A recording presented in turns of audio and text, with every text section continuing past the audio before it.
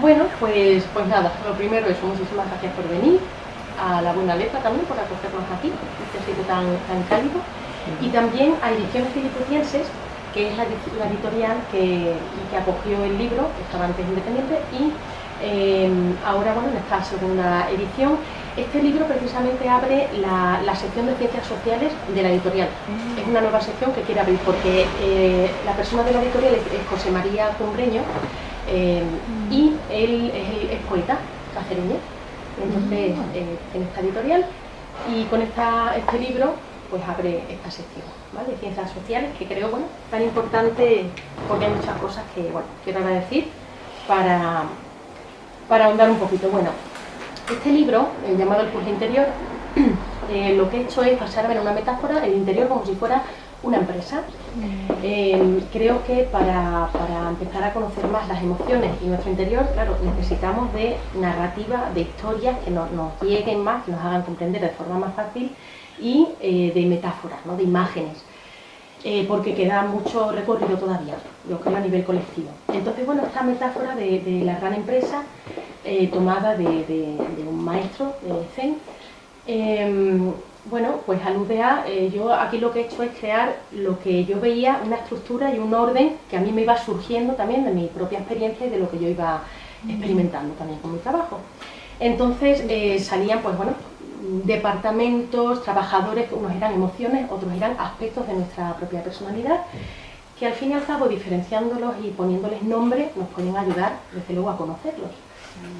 Pues bien, vamos a seguir un poco, básicamente, ¿vale? Para quien, aunque es un término que ya se conoce bastante, pero bueno, hace falta también un poco explicar qué es exactamente. Es conocimiento de las propias emociones, poder ponerles un nombre, etiquetarlas, capacidad para controlarlas, para gestionarlas. Es ahí donde vamos a andar mucho luego, porque ya sabemos que no se trata de un simple reprimir, hay veces que puede hacer falta, pero no se trata de eso. Gestionar es utilizarlas, ver qué mensaje nos dan y qué necesitan y qué se necesita solucionar, digamos. Capacidad para automotivarse, capacidad para reconocer las emociones de los demás y capacidad de control de las relaciones. Pues bien, como os decía antes, es a veces muy difícil poner nombre a lo que estamos sintiendo. A veces realmente es difícil, ¿no? Podemos dividir un poco, bueno, hay emociones negativas, las llamamos negativas porque nos hacen sentir mal. No quiere decir que sean malas porque todas tienen una función adaptativa, pero nos hacen sentir mal y por eso las llamamos emociones negativas. El miedo, la ira, la tristeza, la ansiedad, las positivas, alegría, amor, felicidad. Ambiguas, como la sorpresa, puede ser agradable o no, depende de la sorpresa.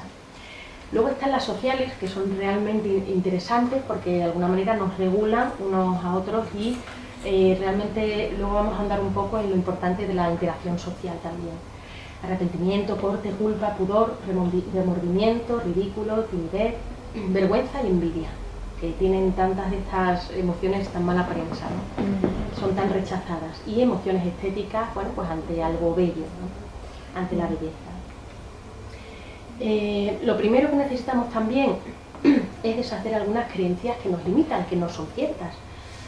De manera que, lo que decía antes, cuando una emoción me hace sentir mal, no quiere decir que sea mala. Eso es lo primero que tenemos que entender. Puede estar haciéndome sentir mal, pero está haciendo una función y eso es lo que tenemos que empezar a aprender. Gestionar las emociones no es reprimirlas, aunque a veces en un momento extremo pueda ser necesario como última opción, pero es asistirlas realmente, gestionarlas, escuchar lo que nos están diciendo y solucionar lo que nos señalan. El pensamiento no es suficiente para gestionarlas. Muchas veces pensamos, creemos que solo con el pensamiento podemos ya resolver y gestionar las emociones, pero hay veces que la trampa es que estamos pensando para no sentir, y ese es el gran problema a veces, ¿no? Y dejarla sentir no es dejar que nos arrastren, pues cuando se manifiestan de forma destructiva es cuando nos atrapan, cuando nos secuestran, y ahí no es que las estamos escuchando, es que no nos queda más remedio que escucharlas porque están como dando voces, con lo cual realmente no es algo voluntario. Aquí lo que vamos a hablar es de cómo aprender a que sea algo voluntario esa escucha y que la emoción pueda de verdad manifestarse y decir sus verdaderas funciones originales. aquí es como tenemos, porque claro, hay una cosa que es lo que hemos aprendido hasta ahora, que es sobre las emociones en general, aunque ya se están haciendo algunas cosas en colegios, en sitios, pero todavía estamos empezando. ¿Qué pasa? Que lo que sabemos hasta ahora, lo que nos han enseñado es no llores, no estés triste, no te enfades, no sientas envidia, todo no.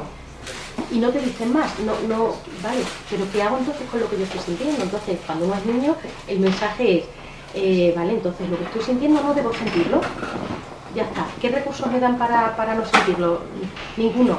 ¿Cómo lo hago? ¿Cómo puedo? Rechazándolo a toda costa. Entonces, de alguna manera lo lanza a una especie de sótano o de baúl, por eso la representación, así un baúl cerrado, ¿no? Como bueno, sale tanto. De manera que yo pienso que desaparece, pero en realidad va a seguir ahí, me va a pasar factura de alguna manera. Va a crecer en otro espacio dentro de mí, casi sin darme cuenta, pero va a estar bloqueando mi vida de alguna de las maneras. De esa forma, rechazando el resultado que tenemos es que el enfado pues, se convierte en irritabilidad frecuente y a lo mejor sin motivo, fuera de contexto, que no sé por qué. Luego puede haber otros motivos, pero esto es una cosa bueno, general. El miedo llega a bloquear y entonces, claro, la envidia quema y oculta los deseos, la culpa inhibe la responsabilidad, no nos deja verla, la duda lo llena todo impidiendo la acción y el sano escepticismo, y la tristeza lo inunda todo dejando negatividad y pesimismo. Claro, ¿qué ocurre? Que al final el mensaje y el aprendizaje es la culpa la tiene el enfado, la culpa la tiene el miedo, la envidia, las emociones tienen la culpa. Incluso le puedo coger miedo a sentir alguna de las emociones o a sentir en general, con el problema que acarrea eso, claro, en mi vida y de cara a las relaciones. Eso realmente me separa, me aísla de mí y de los demás. ¿Qué ocurre si abrimos el baúl y empezamos a escuchar de verdad esas emociones? De forma voluntaria, no cuando nos están secuestrando, no. Cuando yo decido escuchar, pues resulta que el enfado es energía, es fuerza, es decir lo que de verdad quiero decir, no hacer lo que no quiero hacer, no decir lo que no quiero decir. Va encaminado más a ser yo mismo. El miedo es prudencia y tener en cuenta todas las posibilidades, apertura para una buena toma de decisiones. Claro, aquí alguien podría decir, ah, claro, pero es que la prudencia, eso es prudencia, no es miedo. Bueno, está en el mismo continuo que el miedo. Menos miedo, más miedo, me da lo mismo, pero es que realmente es el mismo continuo. Lo que pasa es que hasta ahora hemos estado teniendo mucho eufemismo, ¿no? De no, miedo no es prudencia. Lo sustituimos por otro nombre, ¿no? Porque el otro no es bienvenido. La envidia, igual, pues tiene la culpa. No nos damos cuenta de que no es más que el dedo que está señalando algo, está señalando un problema, una contradicción, algo que tú debes atender. Y si no está siendo atendido, pues ahí cada vez se acumula más y se producen incluso interacciones tóxicas entre esas partes de uno mismo, que luego se reflejan en las interacciones con los demás, tal cual, ¿no? Vamos a ver, claro, poner luz. Es como esas emociones y esos aspectos de mí que rechacé, que no eran bienvenidos en lo que yo aprendí, están en ese sótano, claro, a oscuras, cerrados, sin sitio para poder hacer su trabajo, sin nada. Si yo pongo luz, claro, aquí parece que deja de ser sombra, deja de ser algo oscuro, algo negativo. Y es que es así cuando se le pone luz, entendemos que realmente no es malo, sino que se le saca mucho potencial. Poner nombre, el nombre a lo que estoy sintiendo es un primer paso muy importante, pero claro, no nos podemos quedar ahí, ese es innecesario, pero hay que avanzar. Dar voz a las emociones, esta será la clave para conocerlas y para gestionarlas. Este dibujo de alguna manera también alude a esa unión entre lo que es la atención, a dónde llevamos nosotros la atención, y la gestión de las emociones. Y es que resulta que se ha demostrado que es la misma área cerebral la que maneja nuestra atención, la que utilizamos para controlar nuestra atención y la que utilizamos para manejar nuestras emociones, para gestionarlas o para intentar reponernos de un enfado, de algo incómodo. Entonces, no es casual, ¿no? Y es porque necesitamos también de este entrenamiento de la atención para gestionar las emociones totalmente. Podemos llamar meditación, lo podemos llamar, adaptado aquí en Occidente, mindfulness, atención plena, con los ejercicios del tipo que sean, lo llamemos como sea, pero es un entrenamiento mental que es también muy necesario, y hoy en día estamos viendo que mucho más, ¿no? Un mundo más complicado, más lleno de cosas, más posibilidades y más libertad, pero que a veces no sabemos por dónde tirar, cómo usar esa libertad, porque es complejo. Entonces, y si muchas veces tenemos, digamos, dificultad para entendernos a nosotros mismos, que nos pasa a todos, encima en un mundo tan complicado, a veces nos desorientamos mucho. Por tanto, como digo, pues necesitamos de la atención. Lo que decía, los circuitos cerebrales son los mismos. Este dibujo viene a representar que, bueno, claro, vemos el mundo como somos, y también, bueno, alude un poco a los puntos ciegos. Todos tenemos puntos ciegos, claro, si no, pues seríamos perfectos, pero bueno, somos imperfectos.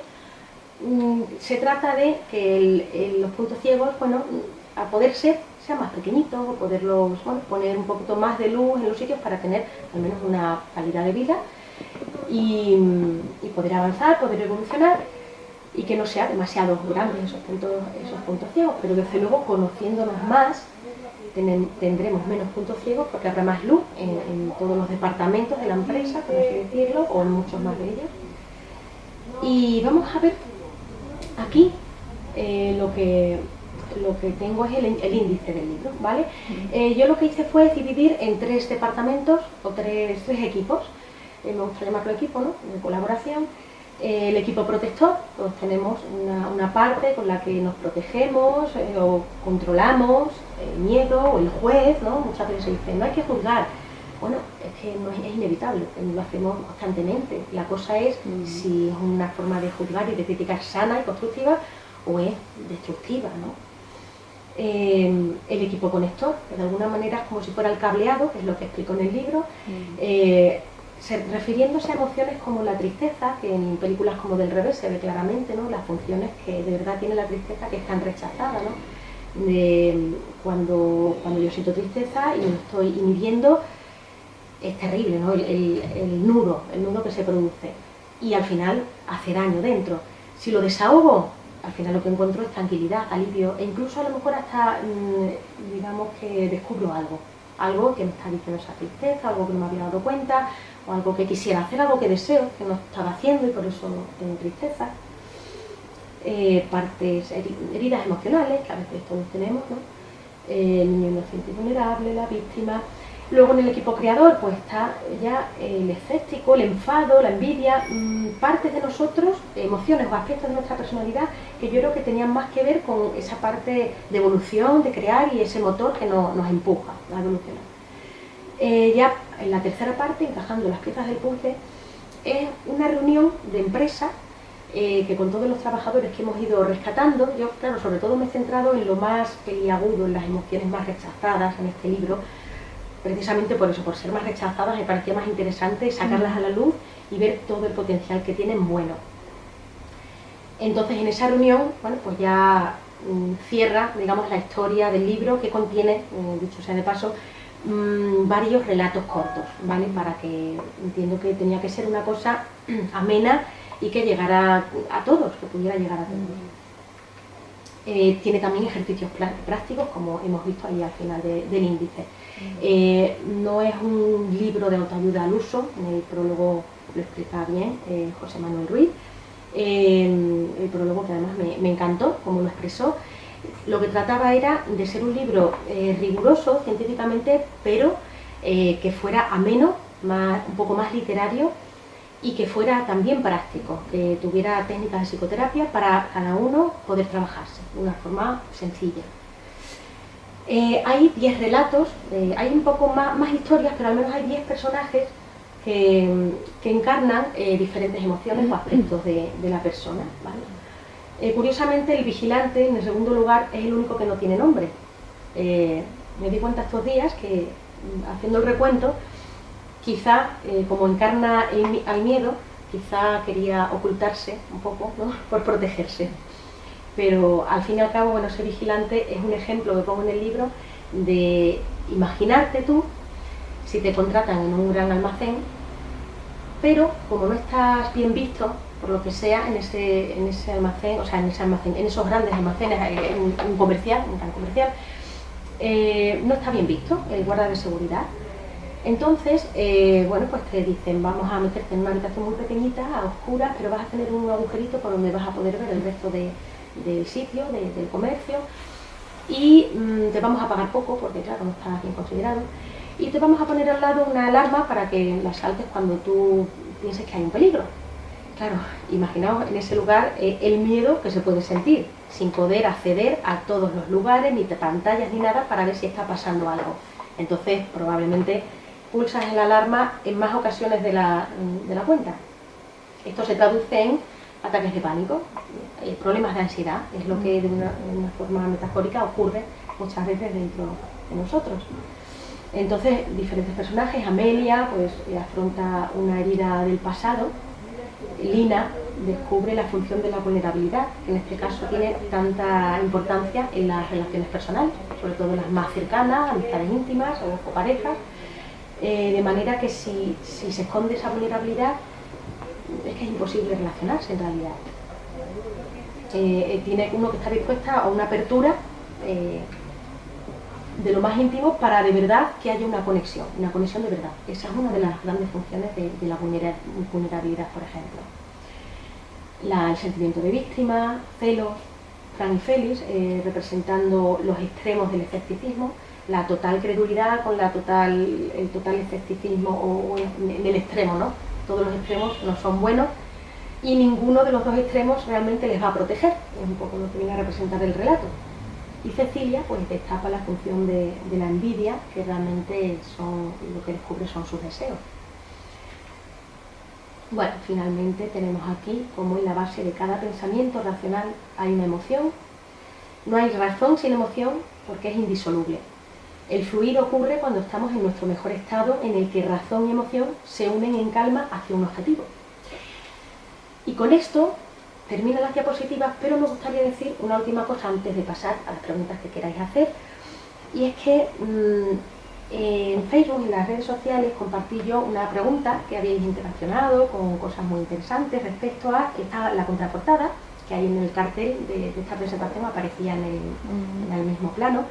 Esta puerta amarilla tan sugerente, a mí lo que me sugiere es una salida al exterior, es decir, de alguna manera he entrado en esa empresa, he tratado de descubrir todos los trabajadores posibles, sacarlos a la luz para ver todas las funciones positivas, he tratado de ver bueno, de qué manera podía influir la relación entre ellos, aunque ahí no ahondé mucho, quiero ahí seguir ahondando, quizá en un próximo escrito o libro.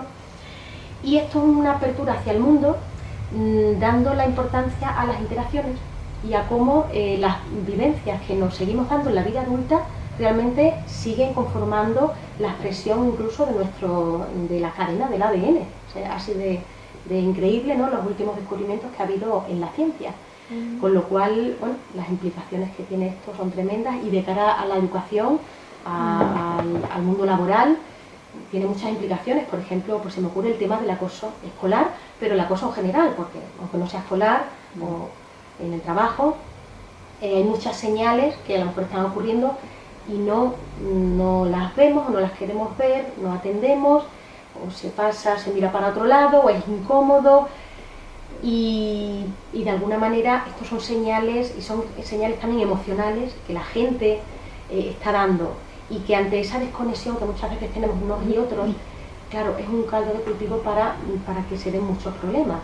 En las redes sociales, precisamente, que es un tema tan apasionante hoy en día, está por ver todavía cómo podemos desarrollarnos para relacionarnos mejor, y para que el ordenador no nos haga digamos, nos proteja de una manera que, como no tenemos a la persona delante, no empatizamos, no sale tanto esa capacidad de empatía, pues parece que nos podemos ahí atacar o decir las cosas de cualquier manera. Entonces serviría mucho el imaginarnos a la persona delante tal cual, y se lo dirías eso mismo si la tuvieras delante. Eso seguro que nos protegería mucho también de problemas judiciales, que también a veces se dan, y de herir otras personas o que te hieran a ti, de alguna manera, con todo el bien que podemos hacer en las interacciones presencial, virtual. Bueno, podemos influir muchísimo a los demás para bien, y los demás también nos pueden influir mucho a nosotros, para bien y para mal. Eso hay que tenerlo muy en cuenta también a la hora de ver en qué ambiente está uno, con qué personas, bueno, y poder dirigir tu vida y tomar las decisiones con más libertad, teniendo más datos con todos estos trabajadores de nuestra empresa. Entonces, a la hora de que quizá pueden simbolizar las puertas también, las decisiones que tenemos que tomar en la vida, poder hacerlo mucho mejor, en mejores condiciones. Bueno, pues, ¿alguna duda, cualquier cosa que queráis comentar? Sí, lo de la envidia, que me resulta muy complejo, sin puedo entender cómo puedes aprovecharte de ella. ¿Cómo puede ser algo bueno la envidia? Utilizarla o tener su función, sigue costándome. El resto, sí, ya voy tomando toda la conciencia de que el miedo, por supuesto, el miedo protege, quiero decir. Eso es porque no eres envidiosa. Bueno, todos tenemos ese sentimiento. Unas personas pueden estar más marcados, otras menos, pero ni siquiera eso es malo, ¿no? Pero sí, lo sentimos todos a veces. No, yo muchas veces lo digo, que no envidio a nadie. O sea, muy poca gente. No me apetece ser nadie, nunca. Como soy muy envidiosa. Te sientes bien contigo, te sientes satisfecha, tus deseos cumplidos de alguna manera, bueno, pero influye. No, a ver, yo lo que siempre pensé fue que desear ser otra persona no iba a solucionar mis problemas. Yo ya sé que soy muy práctica, entonces yo decía, ¿qué más me da querer ser esta amiga que parece tan feliz? Sí, no. Entonces, sí, claro que tendré envidia, seguramente que tengo envidia de alguna cosa o eso, pero que no le veo la función. Porque tú estás pensando en la envidia asociado a lo que llamamos envidia mala, hacer mal, hacer mal, ¿no? O a desear el mal ajeno. Eso sí. Claro, pero eso sería una forma destructiva de manifestarse la envidia. Claro, ¿por qué se manifiesta de esa forma destructiva? Si la escucháramos realmente, nos estaría recordando nuestros deseos. Porque si esa persona tiene algo o ha conseguido algo que yo no, y yo no estoy poniéndome manos a la obra o reconociendo mi deseo, entonces, claro, me da rabia. Porque parece como que yo estoy impedida, no puedo hacer nada y esa persona lo tiene y yo no. Y claro, que injusta es la vida. Pero si yo la escucho, esa envidia es deseo también. Va un poco también de la mano. Entonces, yo, eso que tiene esa persona, eso que ha conseguido, lo deseo. A lo mejor no me es posible porque, oye, es una bailarina de ballet clásico y yo a mi edad no estoy en disposición, en fin. Bueno, ahí es una aceptación, toca aceptar. Pero si yo estoy atendiendo a mis deseos, los deseos factibles, los deseos realistas en este momento de mi vida, voy a estar mucho más motivada, más satisfecha de los que, poniendo mi atención también en los que ya he conseguido, mi currículum, digamos, positivo, incluso lo que he aprendido de lo que no he conseguido, que también lo llamo currículum positivo. En fin, voy a sentirme más satisfecha, entonces no me va a salir esa cosa de que le vaya mal. No, porque, me recuerda, claro, es verdad, yo también quiero hacer eso. Mira, voy a ponerme luego que lo tenía olvidado. Y entonces es algo positivo, algo que te hace sentir bien. Hay que darle la salida que hace alguna gente. Claro, pero muy interesante lo que comentas, porque es que totalmente, en general, es justo eso lo que se piensa. Tiene de las emociones con más mala prensa. Sí, más que el miedo, la tristeza. Es como odioso, ¿verdad? La envidia es algo odioso, que nadie debería tener. Y si lo tienes o lo sientes, es como que parece que eres mala persona, ¿no? Pero si ese sentimiento existe, tendrá que servir para algo. Es que es la pregunta que yo siempre me hago. ¿Existe? Tiene que servir para algo. Y si una persona lo puede sentir, una persona que ha nacido con sus funciones, todo normal, es porque los demás también lo sienten. Todos somos humanos, tenemos un poco de todo. Digamos, cambiar la combinación, los ingredientes. ¿Alguna otra duda que queráis? Sí, venga, me encanta. Es que leer el libro siempre me guío con lo de sentimientos y emociones. Claro. Mira, las emociones es una respuesta, sobre todo física, ¿vale? De sustancia, del cerebro que provoca, pero es algo que exterior, algo que pasa o alguien que me provoca eso, ¿vale? Entonces suelen durar poco y ser como intensas. Y son las emociones básicas, pues miedo, enfado, alegría, tristeza y asco. Esas son, por ejemplo, las Y te representadas en la... pasa miedo, porque suelta un toro. Entonces Sí. eso sería como muy de repente, Sí. muy tal, pero cuando el toro se va, Eso, ya, cuando no bueno, hay ningún problema de que sí. miedo esté estancado ahí, Ya es está. así, es así.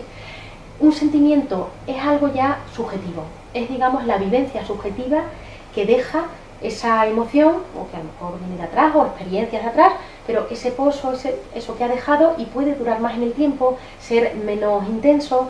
Entonces, bueno, se dice que aunque la tristeza, sí, se dice como emoción también básica, pero también se llama emoción, sentimiento de emoción. Que como veis, yo creo que todavía queda mucho por evolucionar, pero bueno, se van etiquetando ya bastante, pero es muy sutil a veces las diferencias. Pero puedo tener un sentimiento de tristeza de hace un mes. Eso, claro, no es algo que me lo ha provocado, no hay un acontecimiento. Alguien me puede decir, pero no estés triste, si es que no tienes motivos, tienes una casa, tienes tal, te recuerdan todo lo que tienes y entonces no tienes motivos para estar triste, ya. Pero es que yo tengo un estado de ánimo con un sentimiento de tristeza por algo, que a lo mejor no es así de evidente porque no es una emoción que me la ha provocado, o algo que ha ocurrido que me ha provocado esa emoción, pero es otra cosa de un hábito quizás de pensamiento que tengo yo, de crítica destructiva hacia mí, de pensamientos negativos, de anticipar cosas, de futuro negativas, cosas, baja autoestima, muchas cosas, puede ser complejo y en cada persona puede ser diferente. Que a veces te levantas incluso Sí, sin necesidad de que pase nada, que está... sí, que puede ser mil cosas. Y a lo mejor a veces le damos demasiada importancia y se pasa pronto. Ya. A lo mejor has soñado algo que no recuerdas que era algo triste, a lo mejor simplemente hay cansancio. Y es que va tan unido lo físico con lo psicológico que cuando hay una enfermedad física o un impedimento físico o algo, es que también puede llegar a crear un estado de ánimo, un problema psicológico que es entendible y que hay que también ayudar a sobrellevar o a superar. Entonces es bidireccional la sinergia que hay ahí. Queda claro con eso. Sí, sí, sí, sí, es que me costaba... Sí, antes normal. como que estaba leyéndolo y se me iba un poco cuando empezaba Sí. a aparecer algo así. No es lógico, es una cosa que no, tampoco se suele a lo mejor diferenciar bien y está muy bien que... Sí, a mí como me gusta ser muy vigilante. Sí, Lo de meterlo así en... Claro, porque va mucho unido al sentido este que tengo yo práctico de todo. Entonces dices, si tienes un vigilante, ¿para qué lo encierras? Es como, Claro, para empezar, ¿para qué es un vigilante? Sí, Si lo encierras. Entonces ahí conecté yo, quizás fue el primero que entendí. le viste un sentido tan práctico, ¿no? Con Sí. esa contradicción, de repente salió tu Claro, sentido ¿para más qué quieres práctico. ¿para qué quieres todas esas emociones y todos esos sentimientos si no los vas a utilizar? Claro. Otra cosa es que lo andes contando por ahí, o que lo exteriorices, o que... Pero si tú de verdad enfocas lo de la envidia y sabes que eres envidiosa, no tienes que andar contando a todo el mundo. Pero si a ti misma lo reconoces, puedes mejorar. Sí, eso es importante, eso que dices, el reconocimiento es muy importante. Y fíjate que qué difícil es que una persona llegue a reconocer, es que soy envidiosa, pero es admirable ese reconocimiento. Claro, tiene tan mala prensa que lo tenemos asociado a algo muy malo, si una persona dice eso, pero es que no es tan malo. Es que puede estar queriendo decir que es una persona que tiene mucho deseo en la vida, muchas ganas de hacer cosas, mucha pasión, mucho motor que le mueve, mucha fuerza y tiene muchas cosas que quiere hacer, no le da tiempo a todo y siempre anda fijándose, curioseando, como en el relato que habla precisamente de la envidia, como un niño que juega, que curiosea, ay, quiero eso, quiero aquello, ay, cómo me gustaría, lo puedes llamar igual envidia, ay, qué envidia, mira, pues me encantaría, ay, esa persona, mira, cogió tal, consiguió, o es de esta manera de ser. Hay veces también que proyectamos cosas positivas en los demás, que creemos no tener. Y a lo mejor sí que lo tenemos. Puede a lo mejor que no tan desarrollado como en esa persona que estamos viendo, pero sí tenemos el potencial. O puede que sí, que lo tengamos tan bien desarrollado, pero no estemos valorándolo. Y justo también la envidia nos puede informar de eso, de esa envidia, aquí ya como más llamado admiración, envidia-admiración, que también a veces va de la mano, y esa admiración, hay veces que si los llevas hacia ti, también tú puedes tener de eso y desarrollarlo más o simplemente exteriorizarlo. Lo tienes y simplemente no lo estabas exteriorizando o usando. Entonces, eso también es importante. Sí, claro, ahí está. Por eso aprendemos tanto todos de todos. Bueno, complicado, ¿eh? Hay que tener paciencia. Sí, paciencia hay que tener, claro. Porque hay días, claro, hablándolo aquí queda todo muy... Claro, a ver. Pero luego en el campo hay... Hay el trabajo de campo, hay el día a día, la práctica, de repente tienes un día malo y lo tienes mal. Ya está. Y es que aquí no estamos diciendo tampoco que uno tenga que gestionar las emociones para estar siempre contento, no. No. Es que imposible. Y es que tampoco sería bueno, o sea, sería frívolo todo y sería... Sí. No. Entonces, porque también la tristeza, otra de las funciones importantes, que da profundidad. Claro. Da profundidad realmente. Son cosas muy sutiles y que a veces es difícil explicar, pero bueno, iremos encontrando, según vayamos evolucionando, más palabras, yo creo, y más formas de entenderlo. ¿Alguna cosilla? Mejor tú querías preguntar. A ver, sí, yo te digo, yo me lío a veces con centrar la atención en la emoción o la manifestación exterior. Por ejemplo, el enfado. ¿Vale? Yo sé que estoy enfadada, pero si pierdes las formas, te estás secuestrando la emoción, o cómo manifestar esa emoción para que sea políticamente correcta, yo ahí me pierdo un poco. Claro. Y luego cuando lo manifiesto y digo, bueno, me enfadé, lo manifesté, pues ole, me queda un roco que tarda un poco en desaparecer, ¿sabes? No sé si es la aceptación de los demás o que me pesa más que respetar mi propio enfado. No sé. Que eso es muy frecuente, claro que sí, muy Hay interesante lo que dices. vacío. Has dicho que cuando expresas el enfado, que crees que te está secuestrando, ¿no? O que crees que está fuera de contexto. A ver, creo que me está secuestrando porque la manera que tuve de expresarlo, perdí las formas. Claro, pero bueno, habría que entrar, ¿qué llamas a perder las formas? Porque hay quien lo llama el ponerse firme y ponerse serio y a lo mejor levantar un poco la voz y resulta que quizás esa situación lo requiere porque está a ese nivel. O, bueno, insultar, denigrar, claro. Eso ya directamente sí es perder Lo las otro que formas. decías, lo que pasa es que si todo, aunque yo me puedo autoconvencer de, bueno, me enfadé y fue un enfado correcto, bueno, ni insultas ni... no, bueno, te pones ahí un poco de investigar, no tal. Parece que no me lo consigo yo creer, de que puede ser un enfado correcto para mí, porque ves que la gente queda ahí como, ¿sabes? Sí, sí, sí. No acabo yo, me queda ahí un... Hombre, no me hundo la miseria, porque ya aprendí me enfado porque tengo derecho a enfadarme, pero sobre todo en el trabajo. Sí. Quedo ahí como, ay, tendría que haberme disculpado. ¿Pero por qué me tengo que disculpar? A ver, es que me está tocando las narices, le expresé lo que le... ¿Sabes? Estoy ahí con un... Sí, me entiendo cuesta que, claro, todavía. ahí hay, bueno, un poco una doble vertiente. Claro, por una parte, cuando hemos aprendido que cuando nos enfadamos, que parece que es perder las formas. Y a lo mejor no, a lo mejor está siendo, el ejemplo que por ejemplo tú ponías, muy adecuado.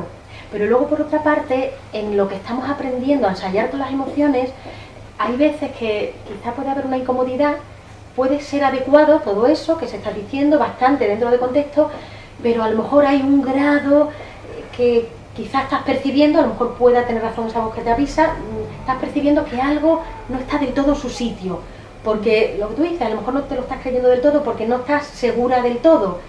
Entonces, claro, en ese ensayo puede a veces faltar esos grados, ese para como sentir que no tener esa duda, digamos, de ay, creo que está secuestrándome, o creo que cuando se está seguro en el sitio de uno, se suele sentir como más agradable. Sí, a mí me queda ahí. Pero claro, luego está la parte social y el aprendizaje, que a veces también es el que puede venir a incomodar. Digamos, puede ser correcto, pero luego la culpabilidad de lo aprendido, claro. venir a decir, a querer quitarle el valor, a echarlo por tierra, cuando a lo mejor ha sido adecuado. La gente nunca te va a poner buena cara. Sí, pero eso no quiere decir que tú hayas sido fuera de contexto el enfado. Claro, puede que no les guste, claro, nadie le gusta que se enfade contigo, pero... Claro, pero por ejemplo, ese rucu que tengo no es que yo no le esté prestando atención a la emoción, a eso me refiero, porque luego me queda ahí ese pozo. Claro, sí, ¿Esa es otra muy emoción interesante, eso es. que tengo ahí o Eso no? es, O muy es, interesante. o es del aprendizaje, de todo ese... Cuando queda pozo es que la emoción está molestando. Y si está molestando es que del todo no ha sido escuchada. Eso es. O algo, lo que tú dices, por ejemplo, la culpa en eso este caso es. está luchando contra el enfado. La culpa está luchando contra el enfado. Eso, ahí hay algo. Y entonces están en lucha y del todo el enfado no se siente reconocido dentro, y con ese conflicto interior es lo que más incomoda, siempre Eso. dentro. Es decir, ¿es algo aprendido realmente? No, me estoy imponiendo que tengo derecho a enfadarme porque tengo ahí un desajuste. No quedo de, oye, no. Claro, porque toda la empresa no está todavía, no ha llegado a un acuerdo. No. Ahí está. Se tienen que reunir más trabajadores y tienen que negociar. Sí, Claro, sí, sí. claro, Ahí claro. está. Claro, pero fijaos que estas cosas interiores en la mente, tan sutiles, Sí. ¿cómo las entiendes? ¿Cómo las aprendes si no les ponemos un nombre, una historia, una metáfora? De esta manera nos está facilitando Y la cuando- Y misma cuando forma. toda la vida, familia, sociedad y demás, te estuvo insistiendo en lo contrario. Claro, y además era el silencio. La respuesta era, no llores, no tal, no. Y silencio, y todo el mundo, madre mía, Y ahí luego del llegas, silencio. llegas al trabajo y tienes que callar porque también molesta, quiere que seas dócil o quieres que seas, claro. Claro, Te dan el peor horario y tú tienes que... A ver, te vas a quedar con el horario, pero lo que te permite el enfado es decir, bueno, vaya como os estáis quedando conmigo. O lo que sea, cualquier cosa que les sí, demuestre sí, que... sí. Al menos legitimar tu emoción, claro. O sea, legitimar tu emoción, aunque se quede solo en una cosa interior, que uno puede decidir, aquí no es adecuado si yo digo algo tal, Claro. bueno, dependerá de la situación, no depende de la persona con la que estés, pero al menos interiormente legitimar. Y así es mucho más fácil saber decidir lo que es mejor hacer. Si decir algo o no decir nada o qué lo mover. Sí, Pero si lo legitimas ya, como que ya hay un acuerdo y entonces ya sí, sí. lo que te dije que me había pasado con una compañera, que decidí no discutir con ella, pero como me di cuenta de que me estaba enfadando, lo de pasar fue una sensación bien, no me quedé ahí con, tenía que haber dicho, no, yo me di cuenta de que me estaba cabreando, pero dije, es que me apetece discutir con ella, y dije, anda, y cogí y marché. Entonces, como en ese momento yo reconocí que estaba enfadadísima, Eso. pues luego yo quedé tan tranquila. Reconociste y decidiste. Claro. Y decidiste no, pues paso. Bien. Dije, esta tía es imbécil, no sé qué, pensé y dije, y cogí, no discuto y esto. Porque también tienes derecho Claro que a sí. decidir. Ahí está. Estabas utilizando tu libertad. Claro, no me enfado. Gracias a reconocer esa emoción. Pero no te queda ahí... Claro, el reconcome. Sí, yo reconozco que tengo por ahí. Cada uno tiene su Comida la caballo de empresa, batalla. ¿no? Claro. Sí, sí. Pero sí, estaría bien por eso, darle voz a ese enfado, darle voz a esa culpa, si es la que está ahí. A ver, ¿qué están diciendo cada uno? Que se pongan ahí los papeles sobre la mesa y descubrir bien la raíz un poco del asunto para ver si pueden llegar a un acuerdo, ¿no? Como una reunión de empresas. Sí, lo que pasa es que a mí me cuesta porque luego ahí llegas a ¿qué más da? Ser una tontería, ¿no? Siempre, ¿no? No reconocerte, es que también, ¿qué más da? Será porque era una tontería, ¿sabes? Esa es una habilidad tremenda que tenemos el ser humano, que es de autojustificarnos. Si algo es incómodo tal y de alguna manera decimos, va, no, luego ya viene la autojustificación, no, bueno, es que tal, es que cual, para sentir algún tipo de comodidad, porque el conflicto es incómodo. Entonces, si no vas a afrontar el conflicto, pues venga, me autojustifico y tal, la conducta mía, y por lo menos un poco vuelvo a cierto equilibrio, ¿no? En la empresa, porque es que si no es insostenible. Claro, podemos llegar a justificar todo. Puedo estar media hora convenciéndote de una cosa o justificando una cosa y a la media hora siguiente convenciendo de la contraria. O sea, argumentos tenemos para dar y tomar, con toda la creatividad que tenemos el ser humano. Así es que si la utilizamos con esa fuerza del enfado, esa dirección que queremos en la vida, la de cosas que nos falta por hacer, ¿no? ¿Alguna cosita más? ¿Todas las dudas? Sí, bastante. Genial, vale. Lo que pasa en un trabajo día a día, en esta manera. Sí, pero bueno. Pero muy Hay que interesante. tomarlo también como algo divertido y algo... Sí. Bueno, Bueno, tener los puntos ya un poco cierta luz y más o menos ya por dónde ir. Lo de que no hay emociones negativas, eso es fundamental. o pueden hacerme sentir mal, si quieres, vale, las puedo llamar negativas, pero son buenas, no que sean malas, ¿no? No. Simplemente más. Son emociones y más, y sentimientos. Eso es, a ver, en principio, en términos más absolutos, no son ni positivas ni negativas. Son sentimientos, son emociones, Claro. es lo que es. Pero luego, claro, el ser humano pues le ponemos un nombre, le ponemos etiqueta, le ponemos para ordenar, digamos, nuestro mundo que sea como más sencillo.